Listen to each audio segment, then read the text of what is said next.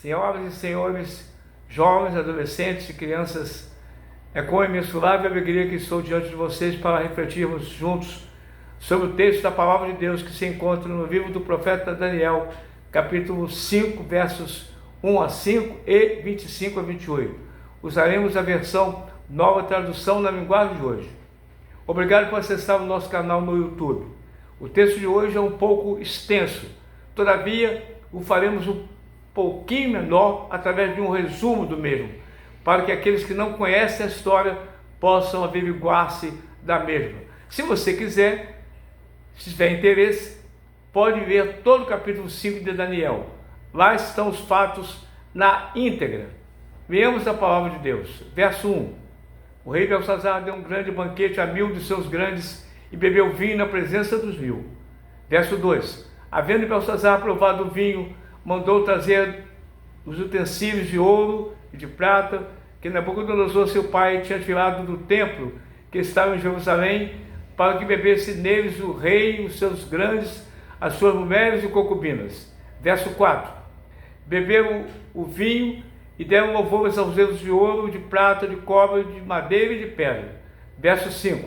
Na mesma hora apareceram uns dedos de mão de homem e escreviam defronte do castiçal na estucada parede do palácio real. O rei via a parte da mão que estava escrevendo. Verso 25. Esta, pois, é a mensagem que se escreveu: Mene, Mene, Tekel e Parsim. Esta é a interpretação daquilo. Mene, contou Deus o teu reino e o acabou. Tekel, pesado foste na balança e foste achado em falta. Pérez, dividido foi o teu reino e dado aos medos e aos persas. Naquela mesma noite foi morto Belsazar, rei dos caldeus. Dario Medo ocupou o reino na idade de 62 anos. 66 anos se passaram desde que os filhos de Judá, Daniel, Misael, Ananias e Azarias, chegaram à Babilônia na primeira leva de deportados por Nabucodonosor, que morreu no ano 562 a.C., após um reinado que durou 43 anos. Seu filho, Evil-Merodach, governou de 562 a 560 a.C. Seu cunhado, Neriquissar, reinou 4 anos, 560 e 556. Depois de 2 meses sob o governo de Lapaz-Marduk, em 566 a.C., o Império Babilônico foi comandado por Nabonido, de 556 a 639 a.C. Belsazar, o protagonista dessa festa, era filho de Nabonido e co-reinou com seu pai de 553 a 539 a.C. Belsazar era co-regente junto com seu pai, Nabonido. Assim, Nabonido era o primeiro governador e Belsazar o segundo. Por isso que Belsazar promete o 3º lugar no reino, além de outros prêmios, aquele que decifrasse o que estava escrito na parede. Apesar de estar escrito em aramaico, uma língua compreendida pelos babilônicos, os presentes não puderam entender o significado da mensagem profética. Deus concedeu somente a Daniel capacidade para interpretar a mensagem de destruição da Babilônia. Além da orgia promovida com dinheiro público, e nesse ponto Belsazar deixou muitos seguidores, não é isso? Seu grande pecado foi a profanação e a imoralidade, provocando um sincretismo religioso sem igual. Se você ler o texto com atenção, verá que ele fez questão de usar, além dos utensílios do palácio, que não eram pouco, toda a prataria que foi trazida do templo de Deus em Jerusalém. Utensílios esses que só era usado no serviço sagrado. Ele os profanou. A Bíblia diz: não se enganem, ninguém zomba de Deus. O que uma pessoa plantar, é isso que vai colher. Se plantar no terreno da sua natureza humana, colherá a morte.